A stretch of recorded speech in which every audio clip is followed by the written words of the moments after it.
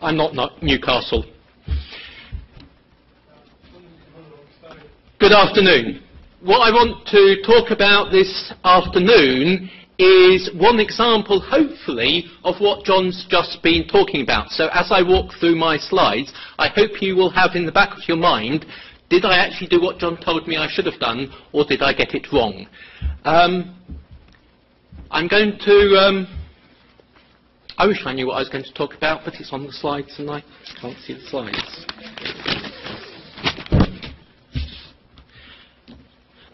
The title of my talk is Process Makes Perfect, Increasing the Uptake of the Self-Service Desk. And at Bristol University, we restructured our IT services in 2011. Prior to that point, we had devolved IT. Each department did their own IT, and we had a central IT services just looking after the corporate applications. It was decided in 2011 that we would do this big bang reorganisation, and the whole of IT became one organisation. At that time, we decided to think about service desk. Did we want satellite service desks, or did we want to go for the ITIL methodology of a single service desk? And we decided to go for a single service desk with a service desk team of 8 staff and a manager. And then we created second line teams which were faculty based, and the third line technical teams for support. So we had a single service desk and these 3 lines.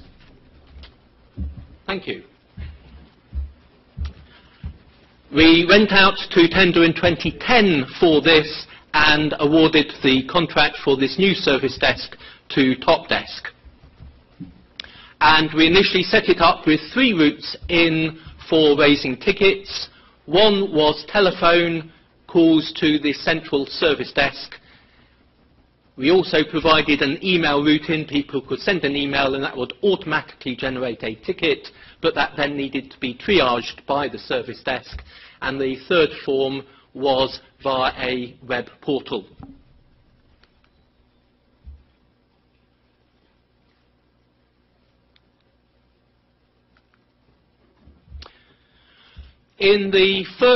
We launched it at Easter 2011, so the first year was only 9 months, and in the first year we took 40,000 tickets. We're now running at about 70,000 a year, and can I just say that all the statistics I quote today are for IT services at Bristol. The TOPdesk tool is also being used by a number of other professional services teams, including people like accommodation office and our lecture theatre support team who aren't part of IT services. But I'm just talking about IT services here.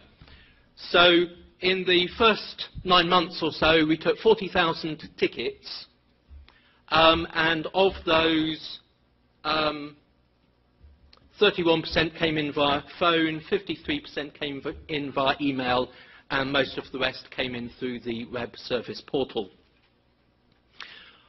What we discovered when we looked back on this, and one of the reasons why we looked back on this, was that most of the year our service desk coped quite well with this. But our university had a sudden peak around September, October time. I think this has got something to do with the beginning of term. And our service desk really didn't cope with the extra volume of tickets at that time, and it took us well into the autumn term before we got back on track with our tickets. So at the end of the year we did a major review of this. We found that tickets raised through a telephone conversation with the service desk were very rich information tickets. You ring up, you say, I've got a problem, the service desk asks a set number of questions which captures all of the information. They will complete about a third of those themselves there and then. About a half go to the second line faculty-based teams, and about a sixth to the third line specialist teams. But the ones coming in via email there wasn't this set of questions being asked, and so people were just saying, can you sort me out? My computer's not working. Well, which computer is this that's not working? Where is it? What exactly is not working on your computer? And so the service desk, when they were doing the triage, were frequently having to go back to the user and ask additional questions before they can decide whether to pass it on to the relevant geographically based team or to a specialist team at the centre or deal with it themselves. And we found that email tickets took 30% longer on hold. That's dead time whilst they're waiting for the user to respond than the other tickets. And of course that causes a lot of frustration with our end users, as well as this peak around beginning of term. So what we wanted to do was we wanted to reduce the pressure on our service desk. We could have just put more people on the service desk at that time of year. We considered doing that. We were reluctant to do that. We actually wanted to solve the problem. So we wanted to reduce the pressure on the service desk by managing our tickets better, and in particular by reducing this double touch on tickets of them having to go back to the users and ask more questions. We wanted to collect rich information. We wanted to reduce the on-hold delays, but we knew that we weren't going to take any more telephone tickets because we were at peak capacity in terms of the number of telephone conversations that the service desk could cope with. So we did some analysis, we did some measuring, and we found that well over 50% of our tickets were actually service requests. Can you do this for me, rather than it's broken? And a lot of these were routine ones, so we decided that we would try and improve the process on the routine service requests where we had the most tickets. Because if we could do the 1% improvement process on those, there were sufficient tickets that it would make a difference. There's little point in refining the process where you get 10 tickets a year, but if you can refine the process for 1,000 tickets a year, it makes a lot more difference. And the three top ones were, can I have a new PC? What do you want? Why do you want it? Who's paying for it? Or can I have a shared mailbox? Or can you change my file permissions on my iDrive? Which iDrive? Every department has a different iDrive. Which file permissions do you want, and why, and who says so? And we decided that the most appropriate way of improving this was to have dedicated web forms for these routine requests and force people one way or another to use those web forms and capture rich information as part of the web forms. There was a number of different ways we could have done that, and we did have a number of web forms that generated emails which went into our service desk anyway. But we did a lot of analysis on those top ones, so not just capture the information by introducing these new web forms, but what was it that was taking the time? Why was it taking the time? Did we need to change the back end as well as the front end? And I think it's very important to emphasise that in doing this process review and process improvement, we didn't just improve the service desk process, we looked at the end-to-end process for each of these service requests. And I'll say a bit more about that for one in particular. So we wanted to know which ones took the longest on hold and why, which ones were causing the most negative feedback, because actually we cared about the image of this new organisation, and if we could reduce the negative feedback, that was actually important in its own right. But as well as that, as I've already said, the ones where there were the most tickets.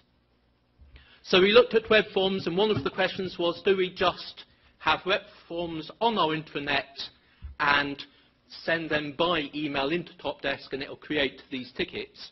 Or shall we use a tool within TOPdesk? And TOPdesk has its own web form system. It's actually got two. We were early adopters of XFG, but now most of the work can be done in Form Designer. The advantage of using the TOPdesk web forms is, firstly, they're authenticated. So as soon as the ticket is raised in TOPdesk, the caller information is pre-filled in. Secondly, of course, they ask the right questions. OK, you want a new PC. Do you want a desktop or laptop? What model? Why? But it doesn't just capture that information. It can also pre-fill in some of the other ticket information, the category and subcategory. Which operator group do we want it to go to? Do we want it to go to the service desk, or do we want it to automatically go to the team that's going to order this PC and fulfill the request? So by using the web form functionality within TOPdesk, we could auto-triage the tickets. With the ordering the PC process, we actually changed the whole process, not just the web form ordering process. So I did a lot of work looking at how our ordering process worked and discovered that the average number of computers that we ordered from our supplier at a time per invoice was less than 2.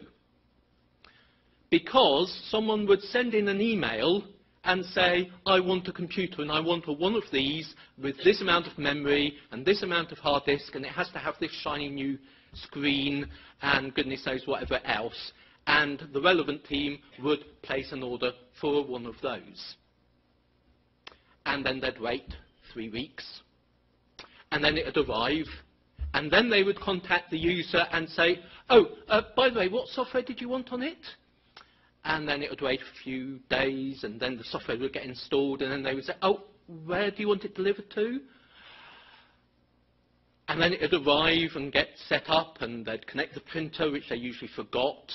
And then a few weeks later, they'd say, oh, and was there another computer to come back?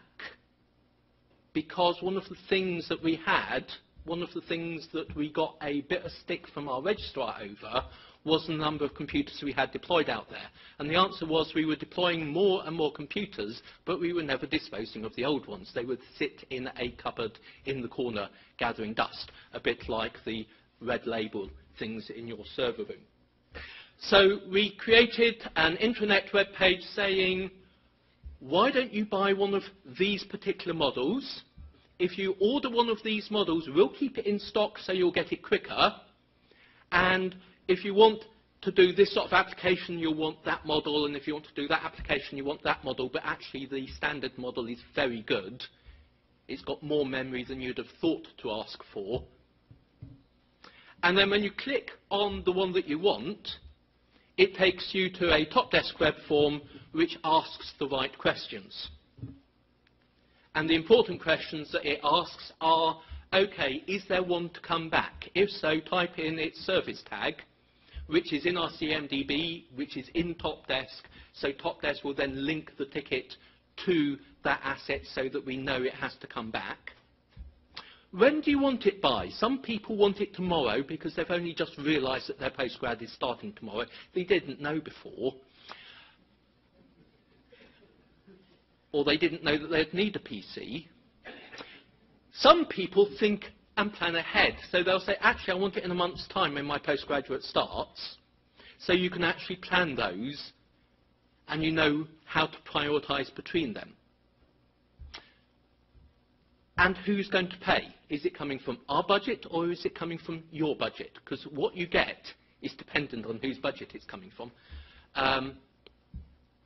So we could ask all of these questions, get it all up front. It also asks what software do you want on it, and things like that, so that it's actually all pre-organised and the process just works.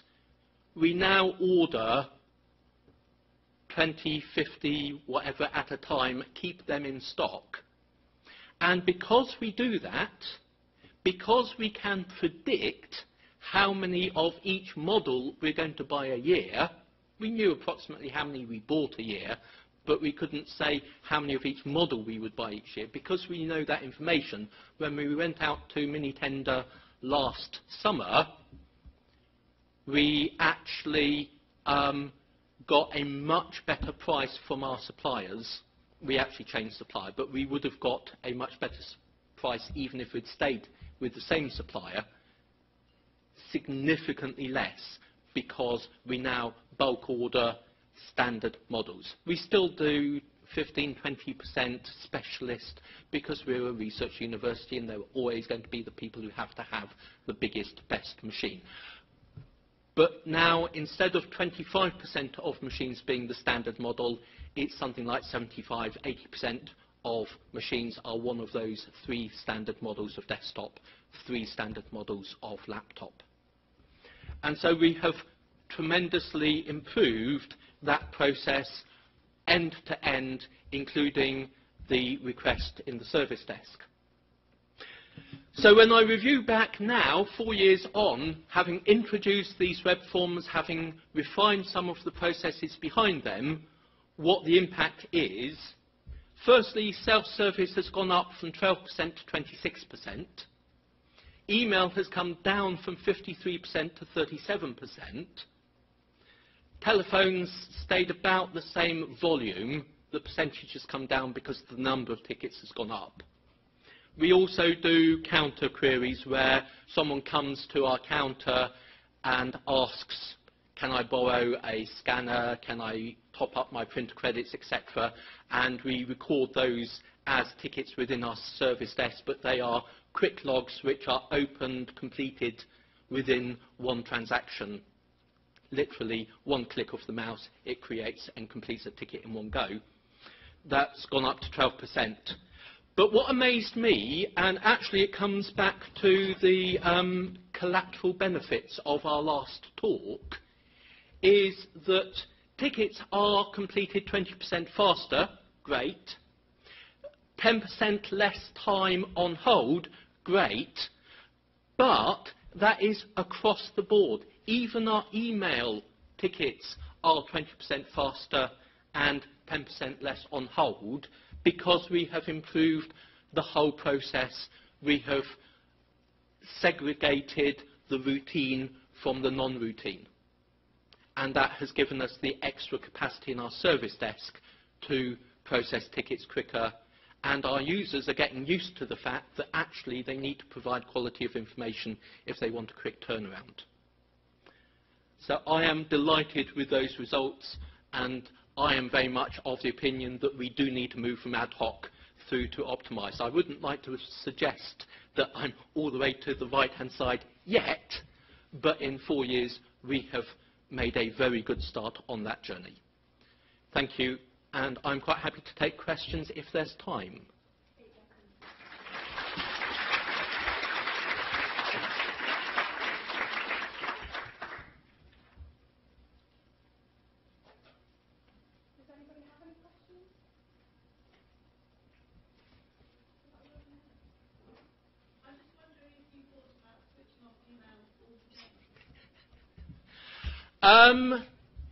At one level, it would be very attractive to switch off email altogether. I don't think it would be politically acceptable at our institution, and why? It is a good question. There was a feeling that it was, well, 4 years ago, it was too much of a change. So many academics were used to raising their queries by email, usually to a named individual who may not be there, maybe on holiday. So getting them to email the service desk instead was one step forwards. It is a very good question of should we now do that? And we haven't seriously considered that question. But perhaps we should.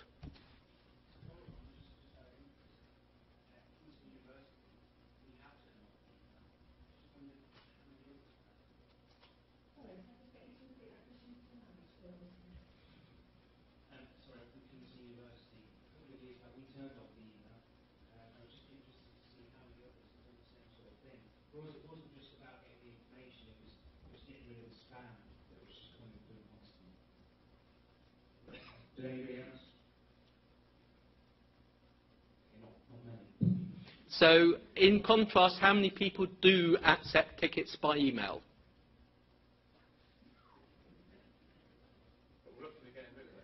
But the question's an open question, yes.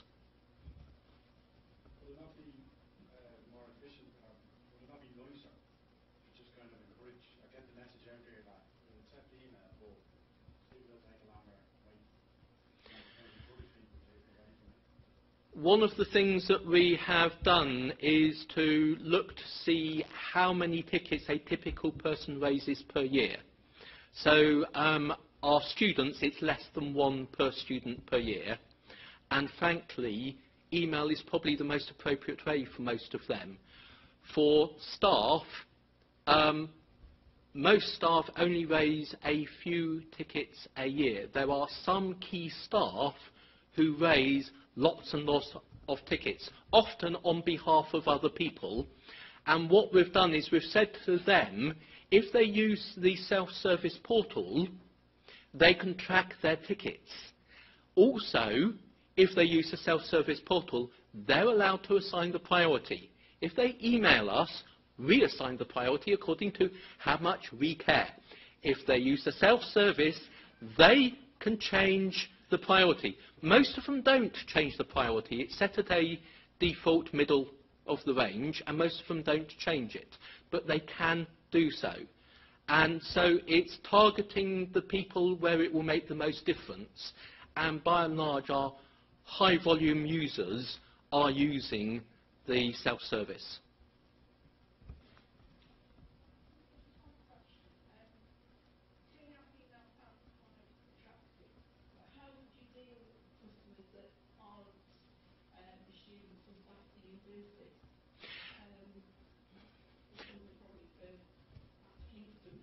So that is a valid question of if you turn off email, you can't accept external tickets, and we do allow externally created tickets because inevitably there are people who have valid questions who are not members of the university.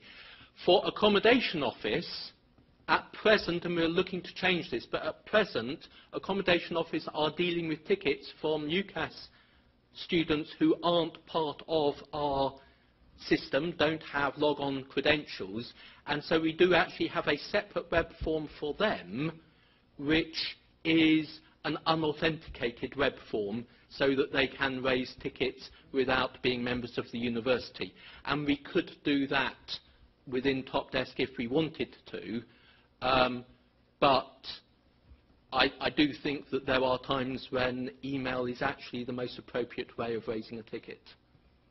Just to answer the question, we actually allow email, just